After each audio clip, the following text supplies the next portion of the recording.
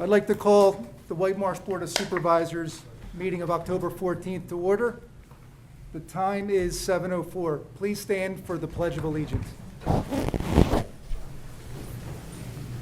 Pledge of Allegiance to the flag of the United States of America, and to the republic for which it stands, one nation, under God, indivisible, with liberty and justice for all.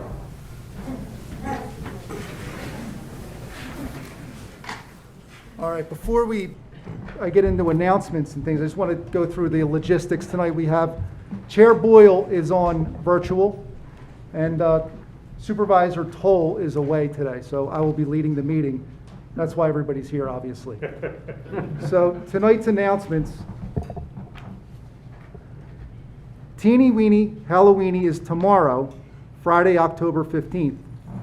Call Parks and Recreation at 610-828-7276 to register, or follow the steps on the Township website. The Witches Hayride will take place on October 26th and October 28th at Cedar Grove Park. Registration is required. Tickets are $5 per person. 30-minute time slots are available between 5:30 p.m. and 9 p.m. Call 610-828-7276 to register, or visit the Township website. The dedication for the Veterans Monument will take place on November 6th at 10 a.m. in Miles Park. Those interested in attending are encouraged to register at info@whitemarshvetmonument.org. And finally, curbside leaf collection will begin on November 1st and last through mid-December. Please remove debris like sticks and logs from your leaf piles for the safety of our public works team. Remember, no bagged leaves can be collected by our machines. All right, now I'm going to invite Chief Masters up to do his service awards from the Spring Mill Fire Department. Thank you.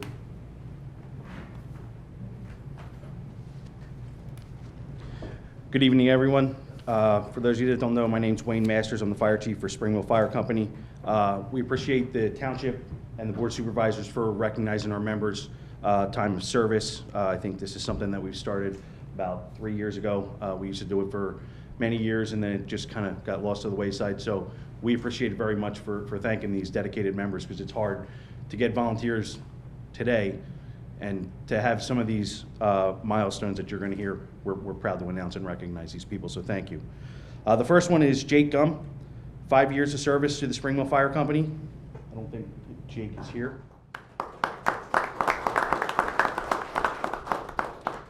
The next is Josh Pierce, 5 years of dedicated service to the Spring Mill Fire Company.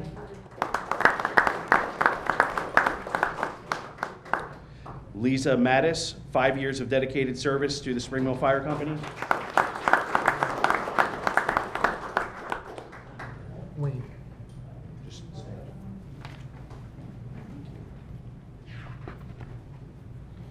Alex Jacobson, 10 years of dedicated service to the Spring Mill Fire Company.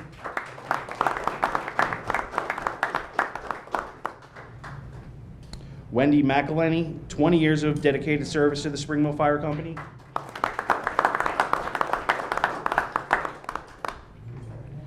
Marvin Haynes, 25 years of dedicated service to the Spring Mill Fire Company.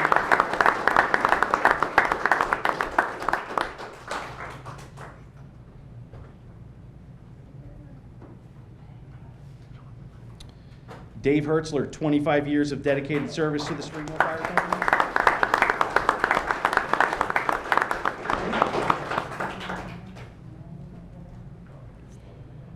And last and certainly not least, Paul Davis, 50 years of dedicated service to the Spring Mill Fire Company.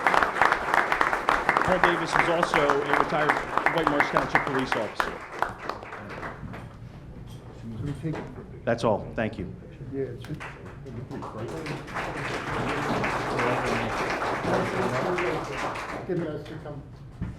Would the mask come off? Or can you go back? Yeah, why don't we stand behind him? Yep, that's fine. And if folks, if you guys want to take your masks off for the picture briefly. right in the back of Paul. Paul's taller than Paul, you got to go down. I didn't even think Paul was. You want to switch, man? You want to switch here? I think he's shorter. You want to be better. Yeah. You're fine. You're good. You're good.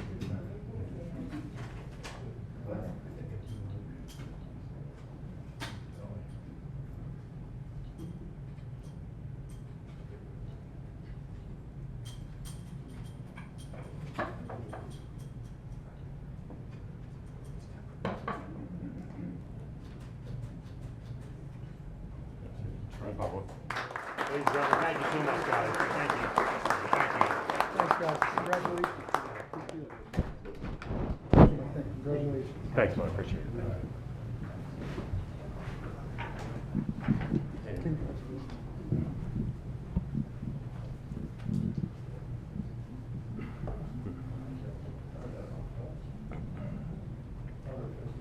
All right, before I get to Barron Hill, I'd like to present Chief Bob Shoemaker a very special award of appreciation from the township.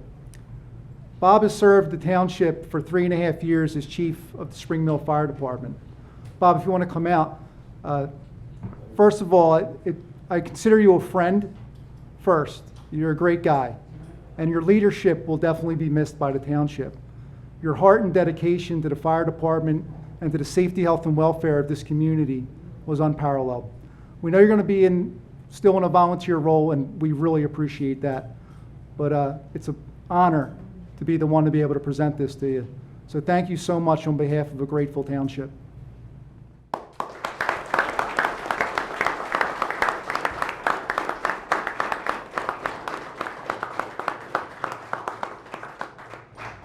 Thanks so much.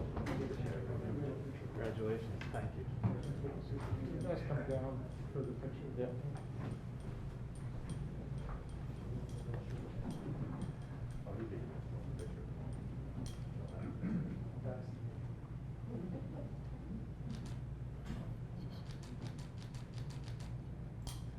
Bob, is your family here? Can you have them come up, please? Yep.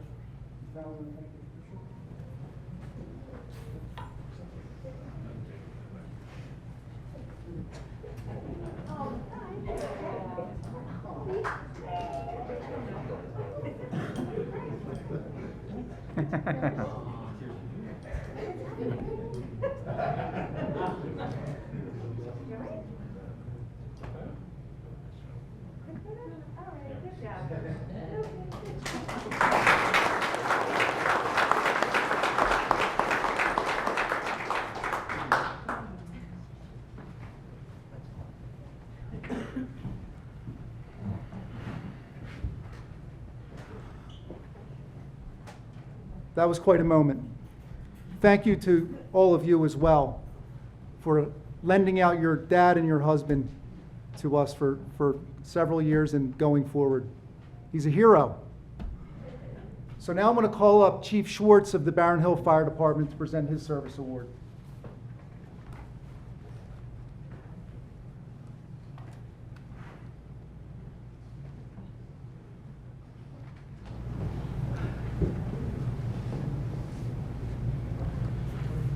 To the Board of Supervisors, I also express the same thanks, and to the township, the same thanks that Chief Masters expressed. It is a fantastic night to recognize our volunteers, and we're grateful for the township to put this on tonight.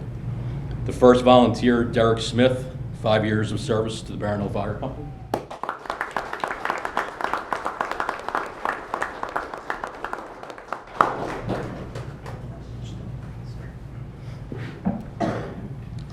Ryan Suter, 5 years of service to the Barron Hill.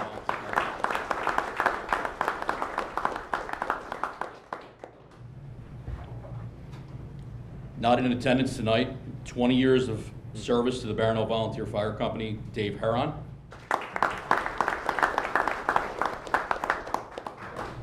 With 30 years of service to the Barron Hill Volunteer Fire Company, Shell Klein.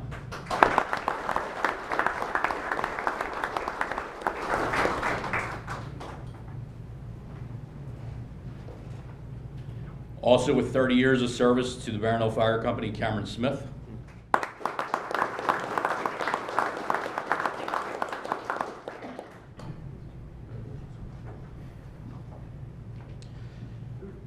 Also with 30 years of service, but not in attendance tonight, Perry Schwartz.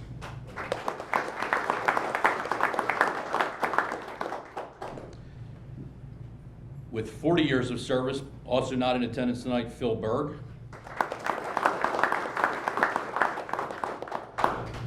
And the last award tonight, Mr. McCusker, we recognize Sandy Byerly, who was a 60-year member of the Volunteer Fire Company. This was being awarded posthumously as she passed away this past August. She is the term Barron Hill Fire Company. 60 years, Ladies Auxiliary, active up until August 1st when she attended her last meeting. And I invite her grandson Mark and daughter Lisa to receive this.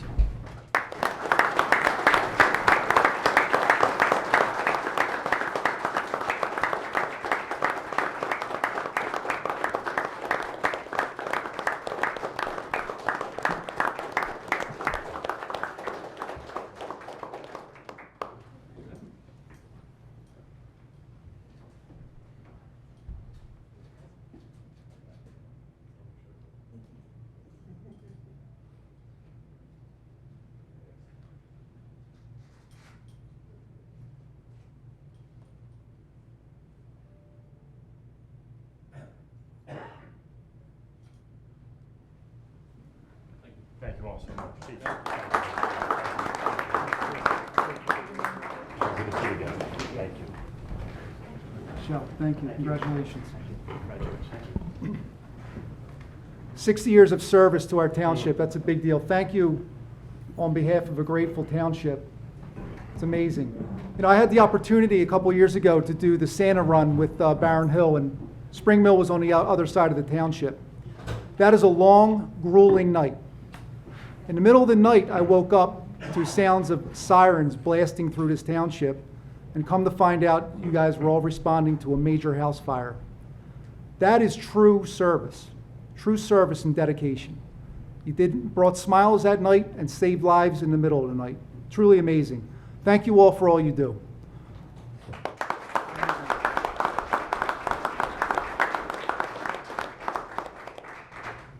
All right. Supervisor Drosner says you're dismissed if you'd like to leave. You're happy to stay if you want.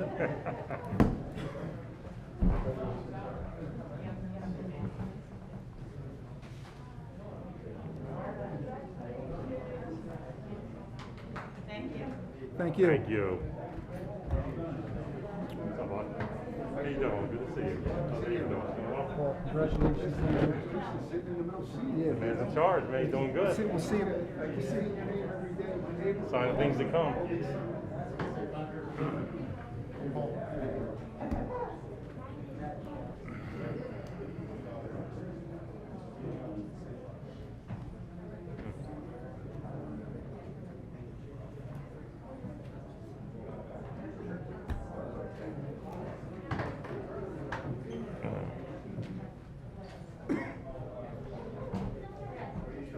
Good, man. How are you?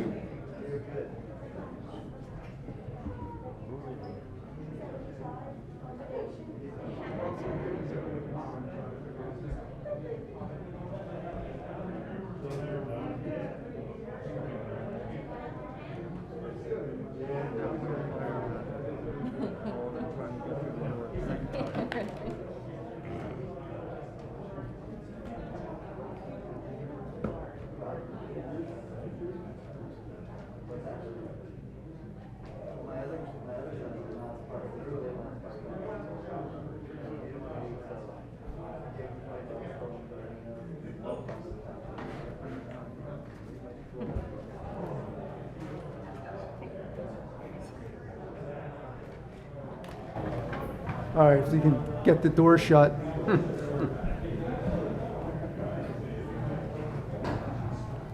They weren't all here for me after all, Vince. Oh, they love you. There's still enough. Okay. Do I have a motion to adopt the meeting minutes from September 9th, 2021? So moved. Second. All those in favor? Our board comment? Public comment? All those in favor? Aye. Aye. Thanks, Laura. Moving on to resolutions. Do I have a motion to adopt Resolution 2021? Oh, Is there Can we- one board discussion item? Yeah, can we do that as a board discussion item first before the board takes action on it? Just under in the agenda, just Okay. reading what's under the board discussion item. Okay, board discussion items, I'm sorry. Let's review SLD number 06-21608 Germantown Pike Associates LLC, 606 and 608 Germantown Pike, preliminary final plan, 7-unit apartment building addition. We'll go to Charlie. Thank you. This is a development that you may remember seeing early in the year virtually. At your February meeting, you approved a conditional use for 7 apartments at 608 Germantown Pike. This is a combination of 2 properties, 606 and 608. 606 currently has a chiropractor's office on it, which is to remain. 608 has a historic home on it, which had been used as a dental office. The proposal, as you hear, is to keep the home, remove a more current addition and garage, and put an addition on the back of this so that it will house 6 apartments in the back and 1 in the existing house for a total of 7 apartments. So this is now the preliminary/final land development for this proposal. So it is going to be a combination of the 2 properties being combined and to have 1 single access and parking to serve both the chiropractor's office and the apartment building. I believe there are representatives of the, I will put it up in a second. I believe there are representatives, I'm not sure who's going to get up and speak, but we have a short PowerPoint.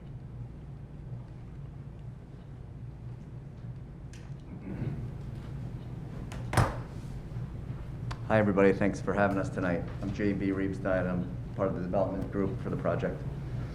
I don't really have a whole lot more to add to what Charlie said, frankly. We've been working with our team here, and our plan is pretty straightforward. We think it's pretty straightforward. And so, we can go through the slides, and if there are any questions, we have Alex Tweedy here, our civil engineer, and David Brower, our architect, and Spencer Yablon, my partner in the project. JB, if you'd like to navigate it, you can take this remote. At one arrow is it forward and the other backward. I'm going to take my mask off. Is that all right? Sure, it is. Heavy duty mask, this thing. How do I just phone? Okay. So is there a pointer on that? There we go. Yes. Okay. So so 606 Germantown Pike is a long and narrow parcel. It also includes this parcel in the back, which is zoned B residential, and the front parcel is zoned village commercial. There is a small, kind of not very particularly functional driveway off of Germantown Pike to the property, and the proposal is to merge all 3 of these parcels, which is the Woosma Chiropractor parcel with 606 Germantown Pike and this back piece to create one parcel that will be governed by a newly created homeowner association. And so essentially the project itself will consist of a condominium that is comprised of 7 dwelling units, which will be our parcel, a condominium that will be the existing Woosma Chiropractor, and then common area elements for that homeowner association will be the newly created expanded parking garage plus all the additional and newly installed landscaping, plus the existing to be created 2-way in and out driveway, which will eliminate 1 curb cut from Germantown Pike. Did you mean to say parking lot? There's no parking structure. Oh, I'm there sorry, per did I se, say right? parking structure? I Yeah, apologize. No structure. There is, yes and no, right? So we're contemplating a covered, like a covered part. Thank you, appreciate that. Yeah. This is the proposed site plan. So our building is this building here. This is the existing Woosma chiropractor that will continue to be there. And this is the new two-way in and out driveway with the required parking spaces in the back here. And then all of this remaining area will be re-landscaped per the Shade Tree Commission requirements and, you know, kind of spruced up, frankly. If you've been back there, it's a little bit overgrown with invasives. So cleaning all that up. And then, you know, we can flip through the rest of this, but, you know, to the extent that there are questions about what we've talked about, maybe it's a good time to pause and ask. Just for clarification, the number of parking spaces that you show there is less than what you initially requested. Correct. So we initially requested an additional, I think it was, I don't want to speak to the exact numbers, but we reduced the parking required per, you know, feedback from, you know, the community group and from the Planning Commission. So end result is more green space. End result is more green space, and also each dwelling unit will have the required 2 parking spaces per dwelling unit that's required.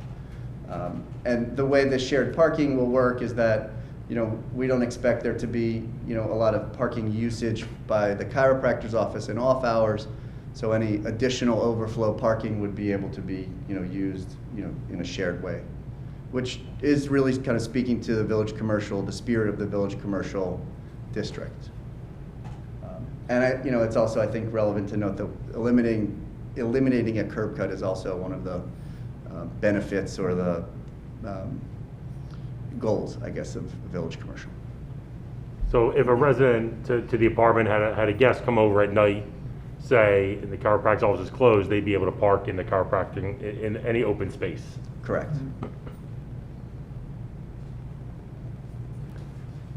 I don't really have any questions. I know we've met with the neighbors, and have you had any feedback? I don't think anybody here is from the neighborhood. From the neighbors, everything? So we, in one of the earlier iterations of the plan, there was some feedback from the neighbors on Zoom, and, you know, we met with the neighbors in person, you know, I think back in March, actually, in a socially distanced way, of course.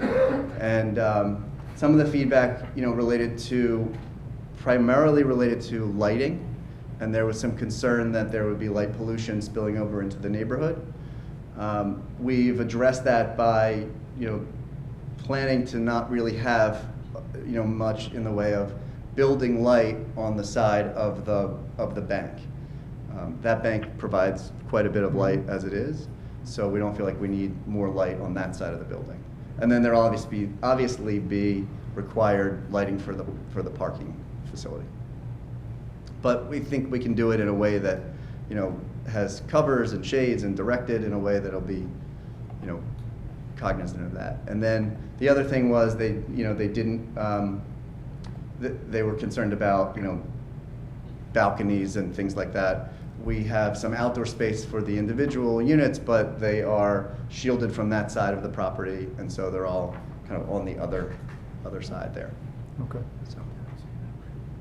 And it looks like the I had one. The entranceway is it lined up with Westaway?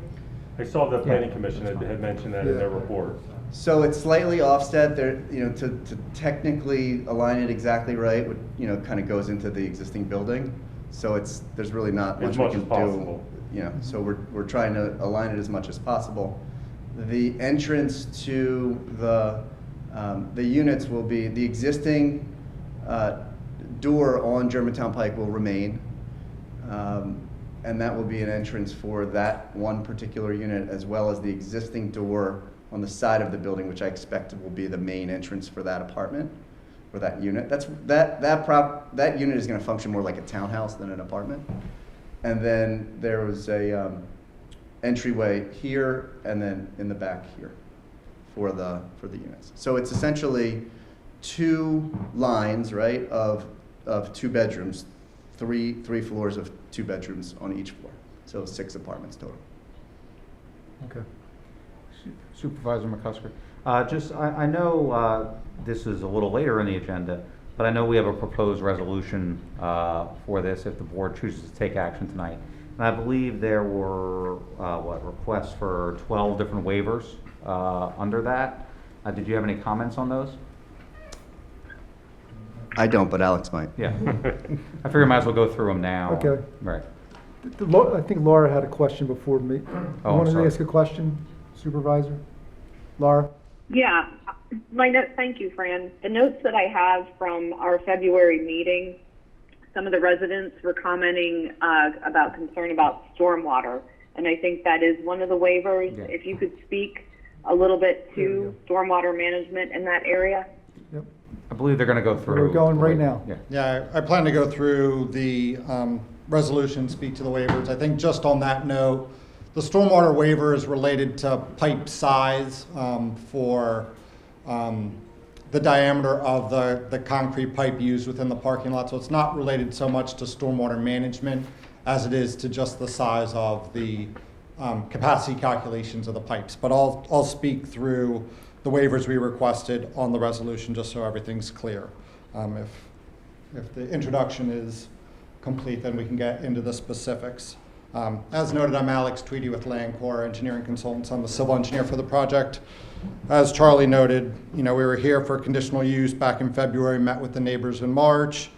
And then in September, we met with both the Planning Commission and the Shade Tree. Shade Tree approved the landscape plan, and the Planning Commission recommended approval with all these waivers that we went through and were the basis of the resolution that you have drafted for tonight later on the agenda.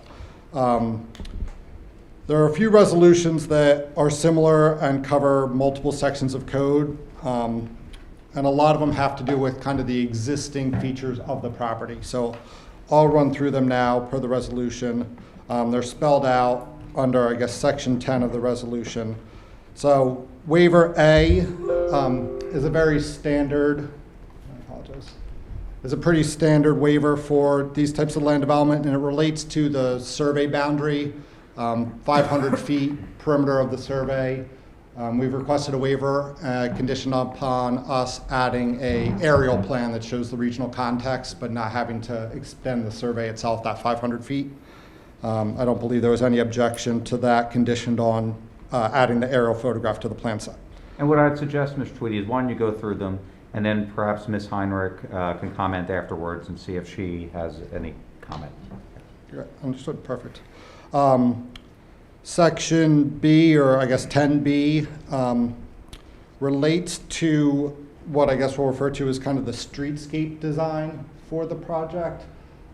If you're familiar with the property today in this corridor of the roadway, the sidewalk is currently right up against the curb line today. As part of this application, we're offering a dedication of 10 extra feet of right-of-way along the property frontage. It should be noted that this is a PennDOT road, but we've worked with Charlie and the Township Engineer's office on what is the typical offered width of right-of-way, and we've agreed on this additional 10 foot. Part of that, and the one condition to that, is the existing chiropractor sign would be within that 10-foot portion of right-of-way. Your code does permit you to accept that right-of-way with the condition that that sign remain, and that would be the condition of our offer, that that sign gets to stay. Part of what that does is the desired street section in your code is a 5-foot grass strip and then the sidewalk behind it. With the location of the sign, we're recommending a 4-foot grass strip and then the sidewalk behind it, which we think allows for an appropriate width sidewalk while still getting separation from the curb line, but working with the location of the existing sign. I'm sorry, are you moving the sidewalk back? Did I Yes, understand we're that? taking it Okay. off the curb line, Yep. putting 4 foot of grass in, and then building the sidewalk behind it. Thank you. But we just want to change, we want a waiver from the 5-foot required to 4-foot required of grass. And then the other portion of that is the code requires that the street trees be planted within that 5-foot strip in between the curb and the sidewalk. What our landscape architect is requesting and thinks is more appropriate is to plant those landscape trees behind the sidewalk within that new 10 foot of right-of-way that we're offering, but behind the sidewalk closer to the property So they would be in this general corridor. There's a couple reasons for that. One, with the reduction of the 4 foot, that's pretty narrow to fit trees. We feel even the 5 foot is narrow for the trees. But more importantly, visibility to the existing sign is a factor for that. And also, if you look up and down the corridor, as we noted, all this sidewalk is right up against the curb, so any trees are already planted back. So for a consistent streetscape, we feel it's more appropriate to kind of keep that line of landscaping down the pike. So that is the waivers related to 10B, so that's 2 sections of the code. C from the resolution relates to what we spoke about with the alignment of our driveway to Westaway Drive. As we noted, this northern curb line is the existing curb line of the chiropractor's office today. It's currently, I believe, like a 22 to 24 foot driveway. We're proposing to keep this northern curb line, but just expand it to a 28 foot driveway. As JB noted, this existing previous dental office, it's got like an 8 to 10 foot more of a residential style driveway. So that doesn't really work for the proposed apartments. So we're, in the spirit of the VC district, we're combining that, widening it, but holding its original location for the chiropractor's office, which is slightly offset and requires the waiver and the separation. And then D is similar. Your code actually does not permit driveways on arterial roadways, which this roadway is classified as arterial. Obviously, it's the only frontage to the property, and the existing driveways take access from that roadway today. So we're asking for a waiver to permit this property or this use to also take access from our arterial roadway.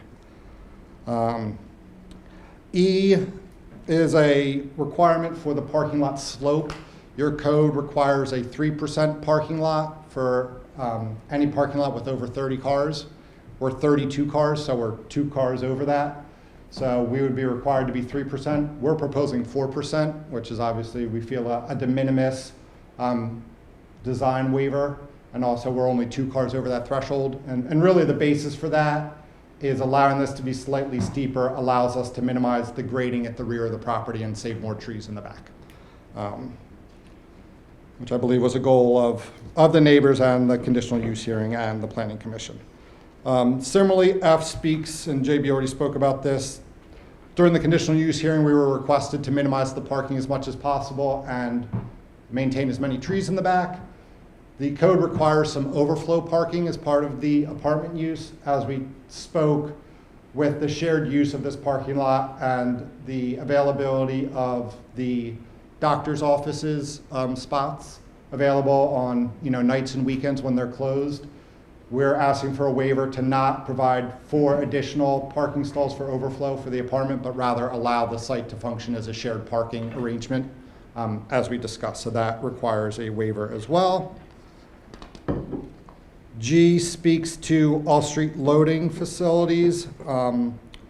We are asking for a waiver of providing dedicated on-street loading facilities. We spoke about this with the Planning Commission as well, and JB and Spencer own some additional similar properties throughout this corridor. Obviously, this is a small apartment building with 7 apartments and a doctor's office that's functioned as it has functioned for its existence with its loading needs.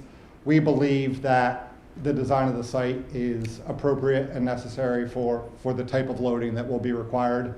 Obviously, with apartment buildings, you're talking mostly mail delivery and some small packages that are on site for a couple minutes for them to hop out of their truck, deliver the package, and get back on the way. So we believe that with the widened driveway and the improved access, that this site will function as it does today for the doctor's office and with sufficient loading capabilities for the apartment building, similar to other properties they own in the township. So were any changes made after your meeting with the Planning Commission? Not to the plan, no. We were just discussed with the Planning Commission. They requested that we come in and speak to you with how it would function. And really what we believe would happen is, this area, the widened driveway, what we talked about is it's now 28 feet, which even if there were a van parked on the side for 1 minute, that would leave 20 additional feet, which is plenty of room for 2 cars to pass each other, should there even be 2-way traffic, which, we find it very unlikely with the staggered use and the density of this site that there would be a delivery and 2-way traffic occurring all at the same time. But even if that rare occurrence did occur, this wide driveway was designed in such a way that we think everybody would be able to safely maneuver the driveway. So there's sufficient room for, say, a UPS or a FedEx, one of the big trucks, to turn around? Correct. Yeah, and even if it were turned around and then parked here, there would still be enough room for 2 cars to operate through the driveway. H speaks to a code provision in your township code, states that parking must be within 100 feet of the door to the use that it serves. And if we exceed that, it can be no greater than 250 feet. This is a little bit unique because there is no single entrance to the apartment building. There's doorways in the back, there's doorways in the middle, and there's doorways in the front. And then there's also 2 doorways to the medical office, with the main office being directly in the back here. The length from this front doorway to the back of the parking lot does exceed that 100 feet, but the distance from even the furthest doorway to access an apartment to the back of the site is under the 250-foot maximum that's in your code. So we do require a waiver to exceed the 100 feet, but we are in compliance with not exceeding that 250-foot standard. And as I recall, the apartments are going to have dedicated spaces. Can you Yeah, show so us where those are? what we're doing is it's 7 apartments. So this side of the parking lot is quote, more or less the apartment side. So there's 7 stalls here and 7 stalls here. These 7 will be covered with a carport style roof. So each one of those will be assigned 1 per apartment. And then the additional stall for each apartment is directly behind it for their second car. And then, as we talked about, any overflow would then be, using the doctor's office. And this doctor's office, the layout of this parking lot matches their existing parking that's available today. And actually expands it slightly more to give them a little bit more parking and account for the overflow that we talked about. So that is H. I relates to the landscape buffer standards. We discussed the landscape plan and the buffering with the Shade Tree Commission, and they approved the buffer approach. There's interesting language in the code relating to buffers, and then there's one overarching standard that says any buffer anywhere in the township has to be 50 feet wide. That tends to override everything else. This property in total width is 102 feet. So if you had a 50-foot buffer on each side, you would have 2 foot in the middle. So obviously we need a waiver to use the buffers that were designed and approved by the Shade Tree Commission, and a waiver from that general standard of the 50-foot width. And then J speaks to this, once again, kind of back to the streetscape design. If you're familiar with the property, there's an existing crosswalk from Westaway Drive and an existing ramp that appears to have recently been rebuilt by PennDOT that connects into this sidewalk. Your code speaks to doing a bump out of the curb line through this area and then changing paving materials and stamped concrete, et cetera, through that area. Our proposal is to maintain the existing crosswalk as it is today for a multitude of reasons. One, once again, it's a PennDOT roadway, so obviously the crosswalk design would be specific to them, or at least specific to or conditioned upon their approval. But more importantly, this area was recently upgraded by PennDOT with the curb line and moved it. But also in your package and as part of this application, Montgomery County Planning Commission spoke to this application, and they highlighted a county goal of improved bike lanes throughout this area, especially highlighting Germantown Pike. One of the benefits of Germantown Pike for that future availability of bike lanes is this nice wide shoulder. And should we do anything with, bump outs of the curb line, reduced islands, and changes in paving, that would be an obstruction to any kind of future use of this corridor. And I believe there's a bus stop right here as well. So any kind of bump out of that curb line, we think would impede kind of the operation of that shoulder as it stands today. So we're asking for a waiver and allowing the kind of the streetscape and that curb line and that shoulder operation to remain as it does today. That's the majority of the site plan work, and then K gets into the landscape plan and the landscape materials. And the landscape plan might be a little bit more appropriate for that. So as JB noted, you can see the existing, or the proposed parking lot, the proposed building, and then as you're aware, this is an existing wooded area, but when we actually inventoried that, There are a few good trees, and then a lot of it's a bunch of scrub brush, understory, and invasives that actually need to be cleared out and are starting to choke out the trees. So part of the benefit of this plan is we can go in here and clear out all that invasive and all that overgrowth and really fill it with, you know, appropriate trees to create a healthy wooded area. Obviously, there's limits to how big of a space there is, and one of the other features, and you know, I'm not an expert on this, but the landscape architect and the Shade Tree Commission had concerns about some of these trees are black walnut, which apparently excretes some kind of acid that limits how close other trees can grow to it. So it reduces the available planting space in and around those trees. And as part of that, there was discussions with the Shade Tree Commission of some of the replacement trees and additional trees. It made more sense to reduce them to understory shrubs, smaller trees and grasses instead of large trees, because obviously you can plant more material. So part of the waiver is working with the Shade Tree Commission. They worked up some equivalent plant materials to replace X number of replacement trees to shrubs, et cetera. So that applies both to, I think, the planting mix in there, and then specifically in the RC standards, there's a standard for any tree over 16 inches requires an even greater number of replacement trees. We worked with the Planning Commission in our September meeting to come up with a ratio for those additional 25 trees that were required for the trees over 16 inch we're removing. And those are all spelled out in the resolution, and we agree to those standards that the Planning Commission recommended. So that speaks to K and 11A as well. And then 12A, which is the remainder, speaks to stormwater management, and like we talked about, we require a waiver from the minimum pipe size. Should be noted, these are all private pipes. We're not looking to dedicate anything to the township, so these will be privately owned and privately maintained. The code standard for the township is 18 inches. We are proposing one 12-inch pipe under the parking lot, and then the roof leaders from this carport canopy that extend to the stormwater basin are 6 inches, which is a standard size for a roof leader, but they trigger a requirement for a waiver. And you know, that's based on it being privately owned and privately maintained. That's the extent of the waivers. I think there was one question as far as stormwater management. We are proposing at the rear of the parking lot an underground stormwater facility that will accept the new parking expanse and also pipes back the covered park. One of the benefits of covering this parking is we can collect it on the roof, and we can collect that parking lot and send that water to the stormwater basin as well.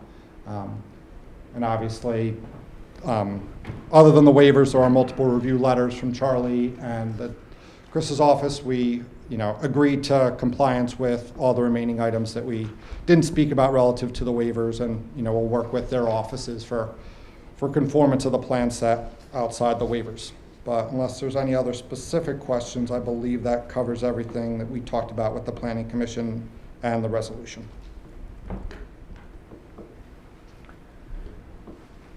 Any other board comment?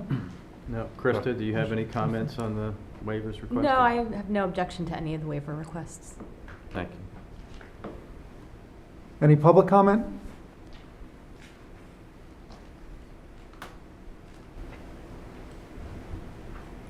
Thank you. Thank you. Thank you. Good evening. Sidel Zove, Harts Ridge Road. I have two questions. One has to do with sidewalk width, the sidewalk that parallels Germantown Pike, and interior sidewalks. What will their width be? That's my first question. I think the one along Germantown was 4 feet. Was that correct, guys? That's the grass strip, not the sidewalk. Okay. I believe they're both 6 foot long.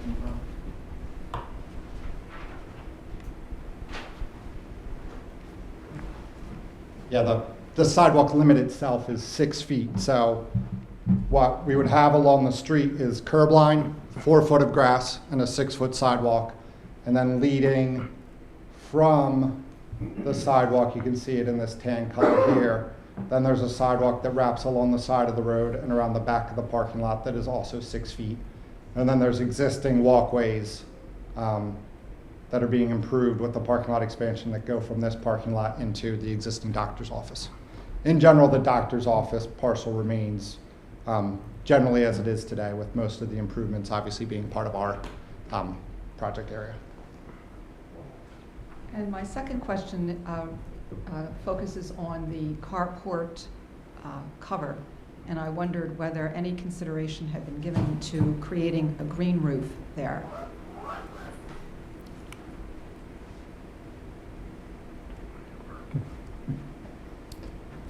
We talked about it, but it's not particularly practical in that location. Because it's cost prohibitive, frankly. And in addition, we've explored, I've done a few carport green roof analysis as well, and green roofs in general. And what we find is they don't offer as much control as sending them to the stormwater basin itself. So what we did, if this carport discharged by itself, I think there might be benefit to the green roof, but we feel, and the way we approach our design was collecting those roof leaders and sending it into the stormwater facility under the parking lot. You get more benefit from a stormwater perspective controlling it within the stormwater system than a green roof. And then since it's already going to the stormwater system, the green roof of limited benefit is also redundant and offers very little incremental value above and beyond the stormwater controls that we're already providing. So in this scenario, since it had the opportunity to be conveyed to the stormwater system, we didn't feel the green roof was appropriate. Could I just ask a follow-up question, though? If you were to install a green roof but still maintain the rain leaders that captured any excess water, what is the downside to that? But still, didn't they explain that they're not installing the green roof? But if they were, But- But if they built a bridge, across Germantown, we could ask questions about it, but they're not, right? They're not installing the green roof, I so. know, I understand that, but I think that promoting green roof installation is consistent with the comprehensive plan update. Right, And so I'm that's why they looked into it, and they decided not to do it, right? How many questions can we ask them about something they're not doing? I'm trying to understand the logic of the decision, but that's fine. We'll pursue it. Thank you. Any other public comment?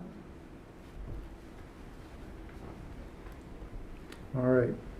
So the only thing I just recommend, Supervisor McCusker, if the board is inclined to take action on the resolution, just make it clear that along, the motion you have written here is, just make it clear that all the waivers are approved as well in that language. Okay. So Do I have waivers are kind of under the resolution, that's why.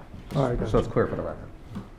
Do I have a motion to adopt resolution number 2021-22, granting conditional preliminary final plan approval for SLD number 06-21, 608 Germantown Pike Associates LLC 606 and 608 Germantown Pike for a 7-unit apartment building addition, including all waivers that were discussed? So moved.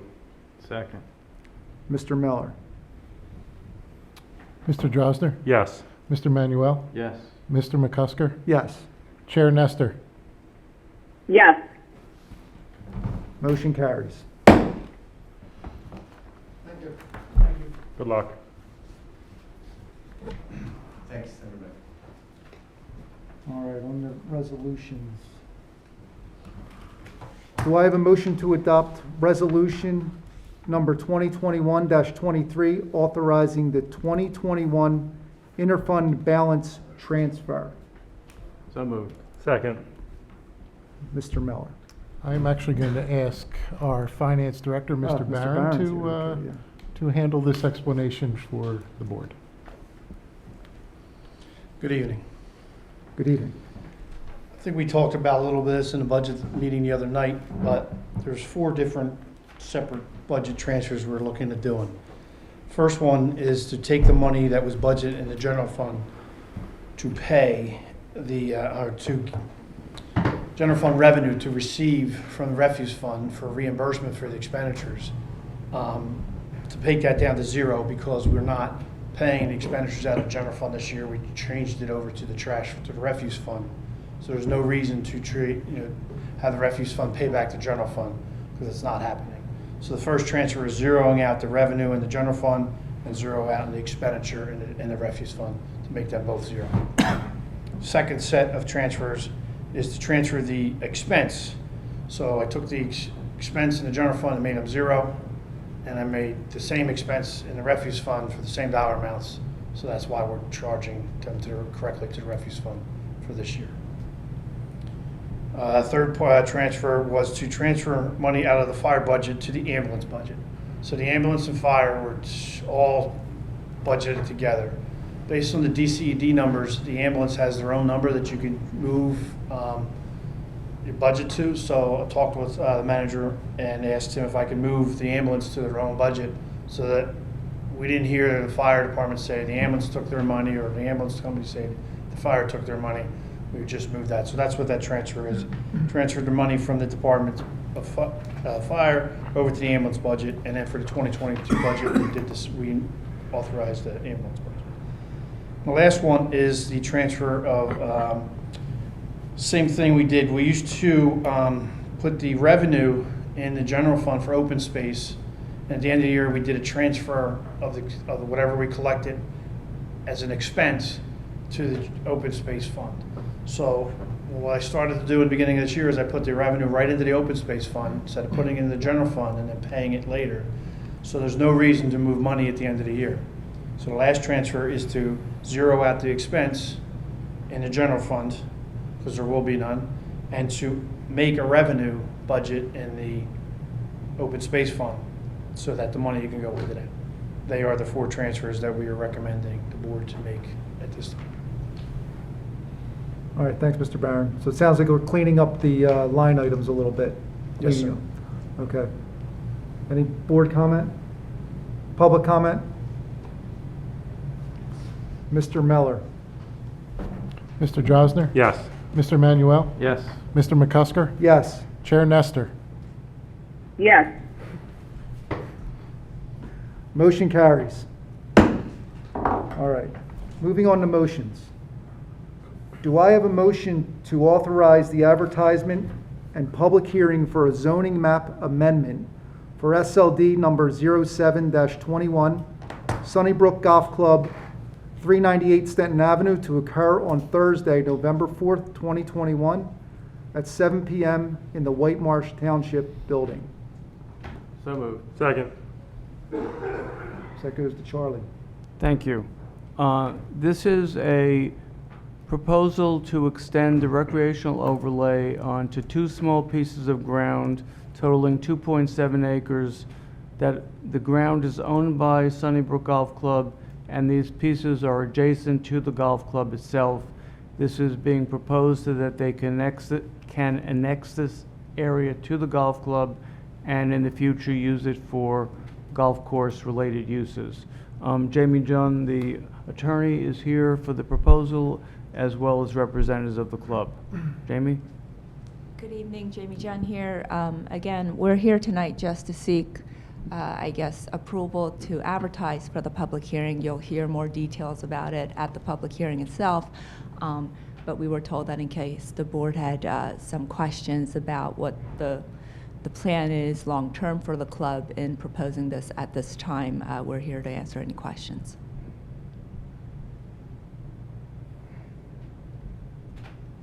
So it's just those 2 little pieces that are hatched at the bottom of that plan, and there's a 5-year plan for improvement in those areas. So these are basically golf club improvements for recreation and golf? That's correct. Okay.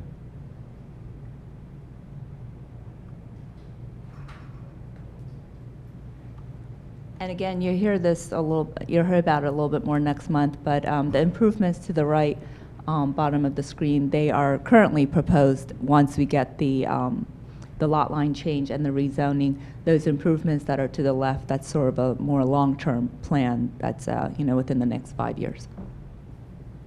I should state, if I didn't, that the entire golf course itself now is under the recreational overlay. So this would just be extending what is currently on 100 and some odd acres, I don't know the exact amount, but the entire golf course is within the recreational overlay, and this would just extend it so that everything golf course related would be in that overlay. So currently, the entire overlay, I believe, is over 135 acres. This would add a little less than 3 acres to that. Any questions, board? Any public questions, comments?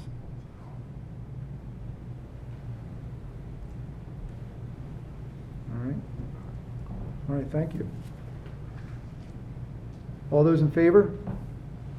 Aye. Aye. Aye. Aye. Motion carries. Thank you. See you next month. Do I have a motion to authorize the township manager to sign the client consent with the police pension fund manager, PFM, acknowledging the merger between PFM Asset Management and U.S. Bancorp Asset Management Incorporated? So moved. Second. Mr. Meller. Thank you, Mr. McCusker. As mentioned in the motion, we received notice from PFM, who handles the Police Pension Fund Investment Management, that they have merged with U.S. Bancorp Asset Management. That merger will take place and be completed by, they're anticipating the end of this year. Finance Director Kevin Barron and I met with the investment team at PFM just to understand, to make sure that there would be no substantial changes. We're comfortable that and confident that their level of service will be the same that they provide the plan today. They've also indicated that their investment team will remain the same. Therefore, we're recommending signing the consent agreement. I should mention the consent agreement was also reviewed by the solicitor's office as well. Okay. Any board comment? Nope. Public comment? All those in favor? Aye. Aye. Motion carries. Do I have a motion to allocate $700 in donations received by the Spring Shredding Day event to Spring Mill Fire Company for volunteering their services in coordinating activities on the day of the event? So moved. Second. Mr. Meller. We do this twice a year. This is the Spring Shredding Day, where our emergency service providers rotate on their volunteering for this event. In this case, it was Spring Mill Fire Company that volunteered for the event, and the public was very generous and donated donations in the amount of $700 are being requested to go to Spring Mill Fire Company. I also want to mention, and I never do this and I should, is that Sandy Singrella, who's our front desk clerk, and her husband, Jim Singrella, always help out with Shredding Day. Without them, I don't know that we'd be able to collect all the donations that we do, but they're out there as well, no matter what the weather is, at each and every Shredding Day. And they do it just as volunteers to help with the community. So I also just wanted to recognize them and point that out to the board in public as well. Thank you to Sandy and her family. Any board comment? Public comment?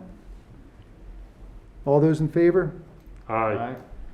Motion Aye. motion carries.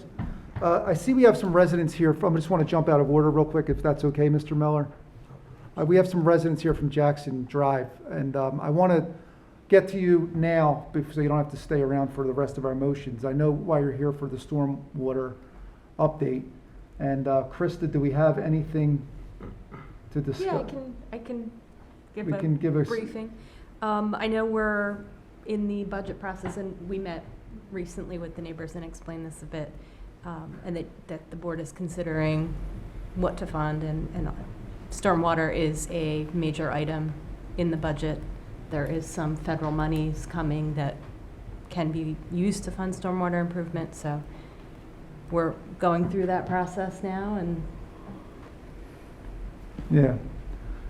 We know that stormwater over there on Westaway Farms is a big problem. You know, we have it on every street. It's Hain, Jackson, Cotler, And there is a plan that we have in place. It's all about the funding of that plan. Now, Krista, I met with a couple residents today who were talking about some inlets that might be able to be put in, that was mentioned. Was this for- Fields Drive? This was on Fields. Yes, yep, I met with them. They would be benefited by any project that would benefit these residents as they're upstream Okay. in the same watershed. But we don't have anything right now to, for us to solve that issue. Well, what we Okay. have now is the Stormwater Task Force report from 2004, and there is a project in that report that would help this drainage area. Yeah. So we have a concept plan for that. Okay. So the board is very aware of the problems, and we're investing in infrastructure, there's no doubt about that. So we know it's a difficult and dangerous situation when we get the type of rains we get. So it is a main concern.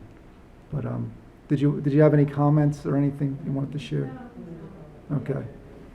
Yeah, I mean, the main thing is 2004. We would just You ask you wanna to come come up- up and identify come up yourself. and- 2004. They If come you up could to the speak- mic. Can you, It's just, it's 2004. That's how you long need- it's been waiting. they, all right. Can you come up? We Let's- can't hear, just for the recording of it. Yeah. I just, want to point out it's 2004. It was way before I lived there, but, I mean, 2004. How come some of the money couldn't be put towards this? And ma'am, can you just identify yourself for the record? Nancy Murtaugh, 4109 Jackson Drive. Thank you. Yeah, so. That's all.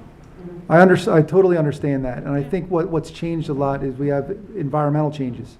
The rains have gotten worse over the years. I mean, I've been on Westaway Drive for 17 years, and it's progressively become a tidal wave that goes down the street. I mean, we're thankful we have the pipe going in at this point, but, it's just, we had these environmental disasters occurring, and we can't make that excuse anymore. Like, this is the 100-year storm. It's not gonna happen again, because now every time we get a thunderstorm, we're crossing our fingers. So we hear you, we understand you, and we're going to do our best to get that rectified. Yeah, we'd appreciate it. I mean, I think it's the township's responsibility, not our responsibility. Right. And even though it doesn't affect, I don't know what percentage of the township it doesn't affect, it's still their water coming towards us. But that's it. We hear you. Yeah. Thank you. Okay, great. Thank you. All right. Do I have a motion to authorize the advertisement of a public hearing on November 4th, 2021 pursuant to the Open Space Lands Acquisition and Preservation Act to designate property for acquisition by the township for open space benefits using open space funds, and to authorize the advertisement of an ordinance for consideration on November 4th, 2021, authorizing the acquisition of real property located at 4046 Butler Pike pursuant to the Whitemarsh Township Home Rule Charter. So moved. Second. Is that you, Mr. Miller? Yes, thank you, Mr. McCusker. I'm sorry, can I just check in? November 4th, is that a board meeting? Yes. Yes. Okay. All right, we moved it from the 11th. I see that in my notes now. Thank you. Yes. For the Veterans Day. The two November meetings fall on holidays, Yep. so we had to make some alterations. Our departmental meeting will be on October 28th, and the November Board of Supervisors meeting will be on November 4th. Thank So you. That's a plug for everybody who's watching and listening. As far as the item before you, the township has an opportunity to purchase real estate located at 4046 Butler Pike. This is approximately 2.71 acres located in the Plymouth Meeting Historic District, and it's adjacent to Corson Abolition Hall and Kingdom Hall of Jehovah Witness. It's in the middle property there. And that the township there is a single-family home there that has really fallen into disrepair since the property owner unfortunately passed away some years ago and it was vacated. The sellers have agreed to the purchase price as identified in the draft ordinance of $810,000. That's based on an appraisal that was done on the property. As mentioned in the motion, Act 153 open space funds would be utilized in order to make the fee simple acquisition. We anticipate that settlement will happen prior to the end of this year, and that the public hearing, in order to administratively facilitate the requirement, would occur as mentioned on November 4th at 7 p.m. in this room. So, good news. Great. Absolutely. Sounds good. Long time coming. Yes. Any other board comment? Public comment? Ms. Ove?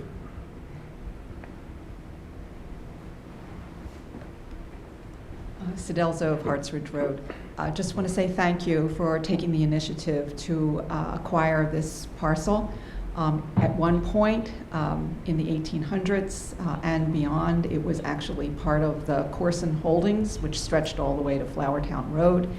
I think most significantly here with regard to this parcel is that it is contiguous to 10 acres that's already owned by Whitemarsh Township.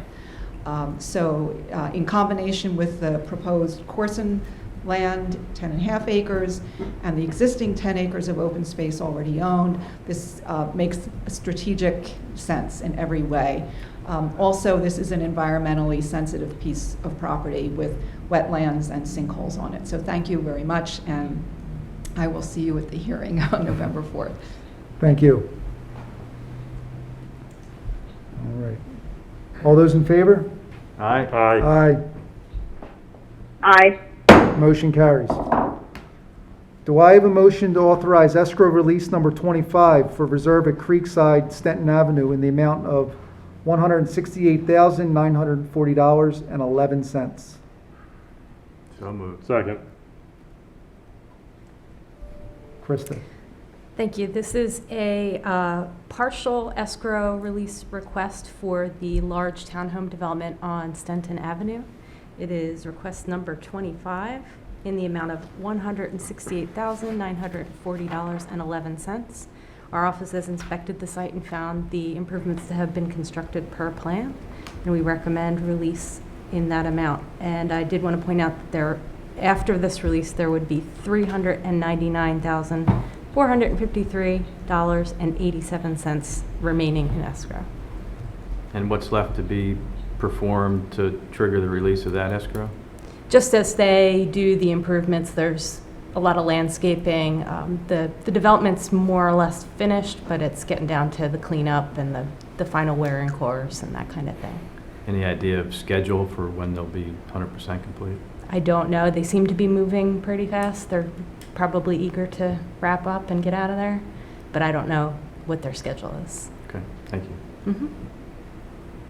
All right, any board comment? Public comment? All those in favor? Aye. Aye.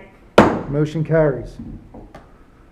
Do I have a motion to approve expenditures totaling $1,429,229.35 and payroll totaling $643,815.36 and pension paid costs totaling $4,731.68 for September 2021? So moved. Second. Any board comment? Public comment? All those in favor? Aye.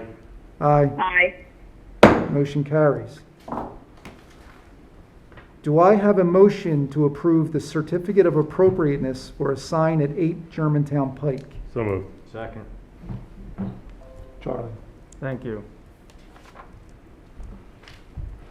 This is the first of 4 certificates of appropriateness that were recommended by the HARB at a meeting yesterday morning. This is a sign at 8 Germantown Pike. It's a multi-tenant building. You approved another sign here for another tenant about 3 months ago. This is just the 3rd tenant added to the sign. It's for a certified public accountant, Bounty Civic and Associates Limited. It meets the criteria for color in the historic district, and it is the same size as all the signs that have been on this bracket before. It's the final sign that can be on this bracket. There's a total of 3 that are permitted by size. So again, HARB recommended approval. Any board comment? Public comment? All those in favor? Aye. Aye. Aye. Motion carries. Do I have a motion to approve the certificate of appropriateness for the roof deck at 3047 Spring Mill Lane? So moved. Second. Charlie. Thank you. This is a proposed covered deck. This is one of the homes, happens to front on Spring Mill Road. It's one of the homes in the Maple Hill development, most of which, as you know, are on Catherine Lane, and you'll see those in a couple minutes.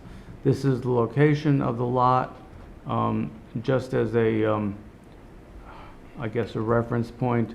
The home that is also in that development that burned a few months ago is adjacent to this. It's right here where I'm pointing to. So this is an adjacent home. And this is the area that they're proposing the deck. And this is a conceptual view of the deck, portion of which is covered, a portion of which is not. The materials are consistent with the materials on the house. Harb had no issue with it and recommend that it be approved as proposed. All right. Any board comment? It's beautiful. It is. Public comment? All those in favor? Aye. Aye. Aye. Motion carries. Do I have a motion to approve the certificate of appropriateness for the roof deck at 3 Catherine Lane? So moved. Second. Charlie. Thank you. We just turned the corner onto Catherine Lane, also in the Maple Hill development, also a covered deck. This is in the back, adjacent to the tract with the retention basin. Again, this is the site plan showing the two-portion deck and the stairs going down to the grade. This is an elevation of what the deck will look like. We don't have a actual picture of this deck. This is just a more detailed plan. Again, a portion covered, a portion not covered, and then stairs down to the grass. And again, Harb found this to be consistent in materials with the house that is on that site. And as with all of these, Harb generally has made the comment, as they did yesterday, that these are behind the homes and really not visible. Okay.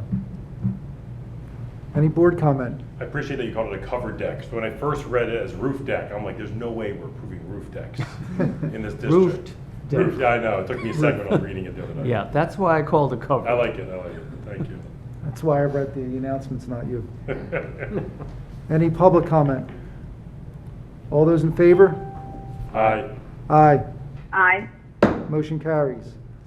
Do I have a motion to approve the certificate of appropriateness for the roofed deck and patio at 10 Catherine Lane? So moved. So moved. Second. Okay, Sure. we're across the street and back closer to Spring Mill Road, the highlighted parcel. You've seen this one at least 3 times.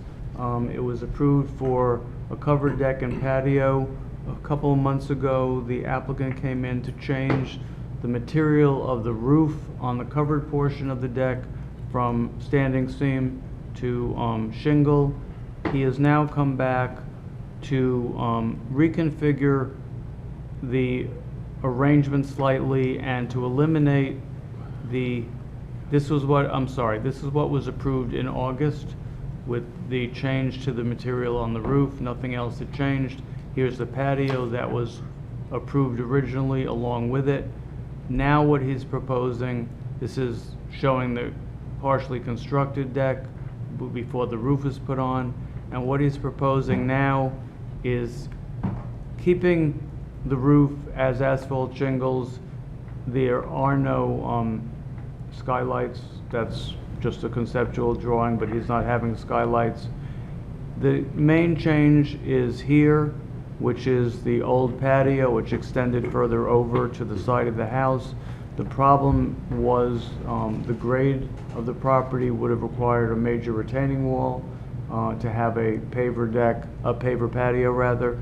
So he has elected to eliminate that and go with complete decking. So there'll be a 2-tiered deck, and it comes back slightly further to the rear of the property and slightly less to the side. Again, it's still completely behind, and there's a couple of other minor changes to the facing material of the pillars, and one or two other very minor aesthetic changes. Again, Harb saw no issue with it. It's in the back of the building. It's been approved twice before, and they didn't see these changes as being significant. So they recommended a certificate of appropriateness. Any board comment? Tell me he doesn't get any more. This is it. This is his last one. Used up. He's maxed out. I think this is the last time we're going to see this in front of Harb. All right. Any public comment? All those in favor? Aye. Aye. Aye. Motion carries. Thank you. Do I have a motion to amend the agenda? So moved.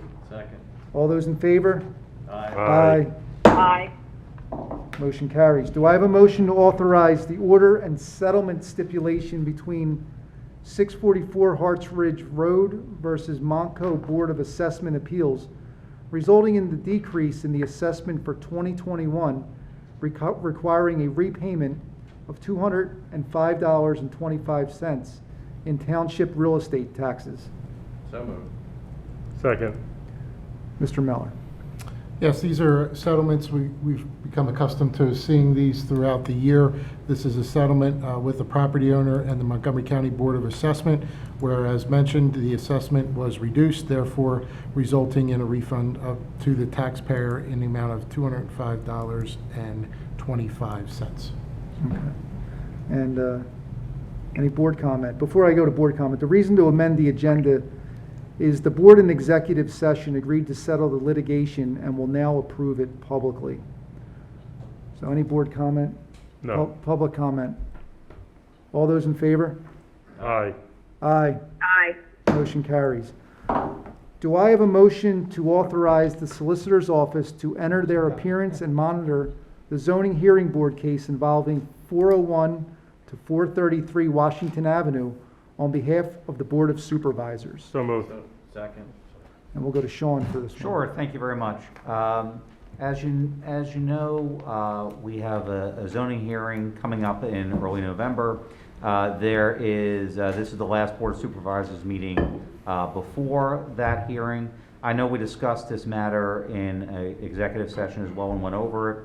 Our Planning Commission had an opportunity to review the application and made several recommendations to the Board of Supervisors and concerns about this project.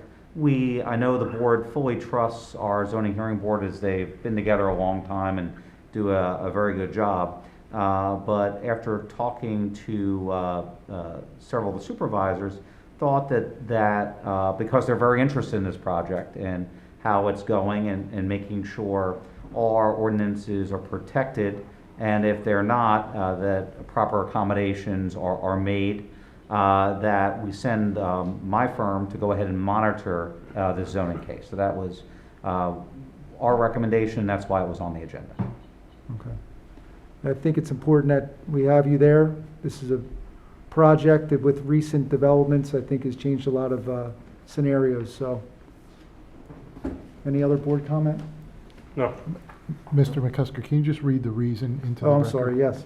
Reason to amend the agenda is a zoning hearing board meeting will occur prior to the next Board of Supervisors meeting.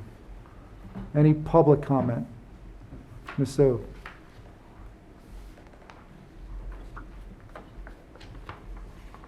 Sidelzo of Harts Ridge Road. I'm a little confused about what it means to monitor the hearing as opposed to participate and take a position that reflects the interests of the Board of Supervisor and in fact the interests of the township. The board has decided not to oppose the application and has decided not to support the application. They are sending my office to monitor. So in practical terms, can you just explain what that means? What's different about that as opposed to letting the hearing proceed without benefit? Well, if there are additional hearings, myself or Mr. Sander will get back to the board, and if they choose to change their mind and enter a position, they will. But the board has chosen not to take a position, but asked that my firm attend. Okay, thank you. Yeah. Any other comments? All those in favor? Aye. Aye. Aye. Motion carries. I'd like to announce we had an executive meeting.